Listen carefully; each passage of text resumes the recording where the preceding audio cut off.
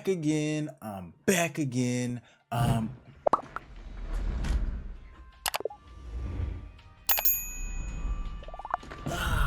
Back again. It's your boy Darius, and I'm back again. Hey everyone, welcome back to the channel. Today, I'm going to give you a behind-the-scenes look at how I study as a computer engineering master's student. Whether you're studying engineering, computer science, or any technical field, these tips can help boost your productivity and make your study sessions more effective. Let's jump in. So before I get into details, a little background. I'm currently pursuing my master's in computer engineering at California State University, Fullerton. As a grad student, my workload has definitely ramped up compared to undergrad, but I've developed a system that keeps me focused and helps me manage the intense material. One of the most important things for me is structure. I use a combination of Google Calendar and Physical Planner to keep track of my classes, assignments, projects, and even personal tasks. Planning is crucial because it helps me break down larger tasks into manageable steps. Next up, time management. As a master's student, time is precious. I rely heavily on time blocking to manage my study sessions. This is when you dedicate specific time lots in your day to focus on one thing, whether it's a lecture, coding practice, or even just taking a simple break. I also use the Pomodoro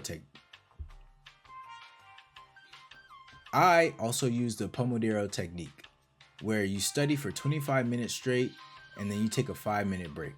It helps me stay focused without burning out. It works every time. Usually, I'll try to go longer than 25 minutes, probably up to an hour. Go 1 hour, take a 10-minute break, or you could customize it to any way that you want to, but the technique, you're supposed to do 25 minutes and then 5-minute break. So, as a computer engineering student, I'm constantly dealing with complex concepts, whether it's understanding computer architecture, algorithms, or networking protocols. I found that visual learning is key. I use a whiteboard or even digital tools like Miro to map out ideas. I do have a whiteboard in my basement, but I feel like Miro is better because it's right here in front of me. I don't have to go in the basement and go put on shackles and write on my whiteboard. So, breaking things down into smaller parts helps me see the bigger picture and understand how everything fits together. It's especially helpful for subjects like advanced networking, which I am really passionate about. Don't be afraid to use extra resources. I often supplement my coursework with online tutorials, research papers, or even YouTube videos.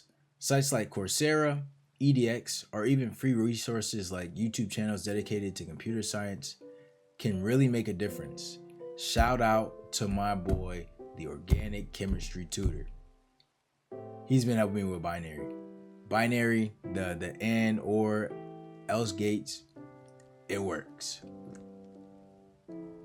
When I'm stuck on a project or concept, I head over to forums like Stack Overflow or GitHub. Collaborating with others and learning from the community is a huge part of advancing as an engineer. Don't be afraid to use your resources. Don't be afraid to reach out. One thing that's often overlooked is balance.